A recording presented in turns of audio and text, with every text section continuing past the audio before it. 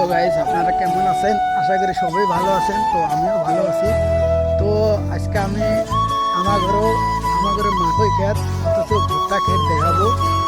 কীরকম হয়েছে আমাদের ভুট্টা ক্ষেত অথবা মাকই ক্ষেত, তো আজকে আমি সম্পূর্ণ দেখাবো। তোমরা ভিডিওটা এন্ড দেখো, ঠিক আছে? তো আমি প্রথমে দেখাই, এখানে অনেকগুলো মাকই ক্ষেত আছে, দেখতে পারছো? এগুলো হলো আমার ঘরে।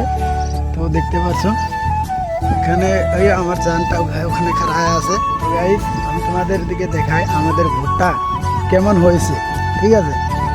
আমাদের মাকই অথচ ভুট্টা, তোমরা যাই বলো, আমরা মাকই বলি, তোমরা অনেকে আছে ভুট্টা বলে। তো দেখতে পাচ্ছ কলাগুলো কীরকম হয়েছে তোমরা কমেন্ট করে জানাবে, ঠিক আছে? আজ আমার মনে হয় আমার ক্ষেতটা একটু নরমই হয়েছে, সবার থেকে আলাদা হয়েছে। কারণ এবার গন্ডগোল হয়েছিল, সার দিতে পারিনি, তার মানে টাইম টু টাইম সার দিতে পারিনি। আর একটু কথা হলো, তোমার সার যদি দিয়েছিলাম বেমারে পেয়েছিল, ঠিক আছে? দেখতে পাচ্ছ কতগুলো গাছ একটু ছোটো আর কতগুলো গাছ একটু বড়, দেখতে পাচ্ছ guys?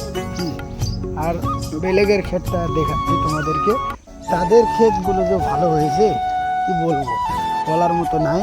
দেখতে পাচ্ছ কলার সাইজগুলো দেখো, তাদের ক্ষেতটা একটু ভালোই। তো আমাদের ক্ষেতটা একটু নরম হয়েছে। তবে আমি একটা কথা বলি, তোমরা যাই বলো না কেন, আল্লাহ যা দিয়েছে সেটা নিয়ে শান্ত থাকার উচিত, ঠিক আছে গাইস? আল্লাহ যা আমাকে দিয়েছে তাই খুশি,